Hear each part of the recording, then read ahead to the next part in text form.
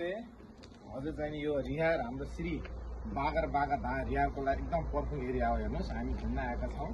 यो लमैदेखि लगभग हजुरको 27-28 किलोमिटर होइन, लगभग अनुमानमा त्यस्तै होला। अब हामी यो बगरबागाको गेटमा आएका छौँ। अब यहाँ त हामी हल्का भित्र छिर्दैछौँ है।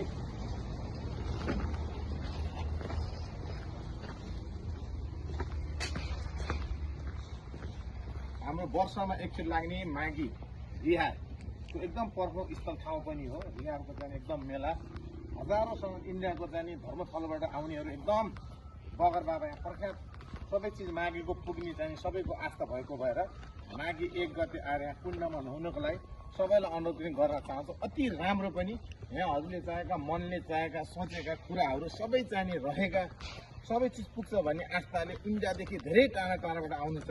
हाम्रो नेपालमा भएका सम्पूर्ण चाहिने हिन्दू धर्मीलम्बी त्यही पनि भक्तजनहरू सबै मनका कुरा केही चाहिँ रहेको छ, माग्नु छ। यदि कुण्डमा आएर आफूले गरेका पापहरू धुनेको इच्छा छ भने यहाँ नजिकै कुण्ड पनि छ, हेर्नु आउनु होला।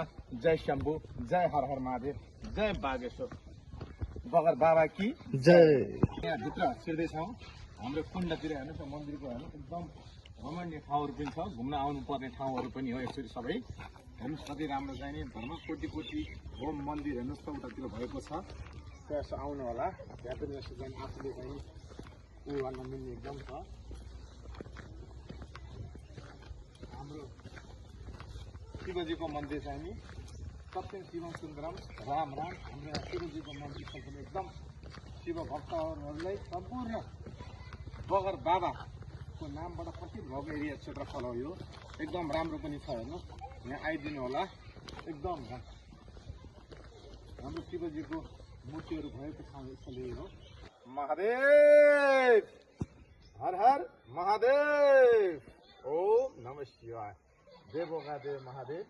यहाँ चाहिँ नि हाम्रो शिवजीको मन्दिर रिहारको चाहिँ नि भित्रपट्टि छिरेको छ।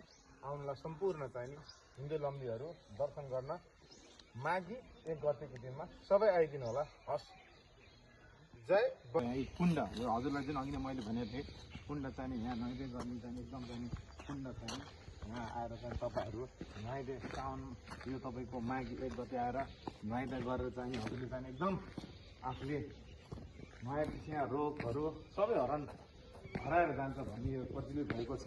यहाँ चाहिँ एकचोटि आउनुहोस्, नुहाइदै गरेर माघीको दिनमा अति नै राम्रो हुनेछ।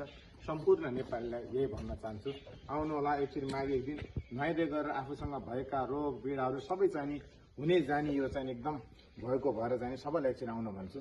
हस्, जय बगर बाबा की जय।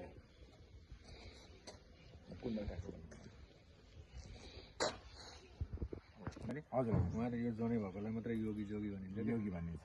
यो जनेर माला यस्तो लाउनु भएको कुण्ड लागेकोलाई योगी भनिन्छ भन्नु भने। हजुर हजुर सन्यास हजुरको नाम के भयो? योगी नीलकण्ठनाथ। हाम्रो महाराज बोल्नुहोस् कि हजुरको नाम के भयो होला? मेरो योगी शम्भुनाथ। ए हजुर। अनि हजुर कहाँ बस्नुहुन्छ नि? हामी अहिले अब मेलामा यहीँ यहाँ छौँ। आउनु भएको छ। हजुर यता कहाँ आउनु भएको नि हजुरहरू? हामी यहाँ माथि चौपट्टामा बस्ने चौपट्टातिर चौपट्टामा हजुर आश्रम छ, चौपट्टामा बस्छौँ। हजुरले जाने यो माघीको मेलामा सम्पूर्ण चाहिँ के भन्न चाहनुहुन्छ उहाँलाई, भक्तजनहरूलाई?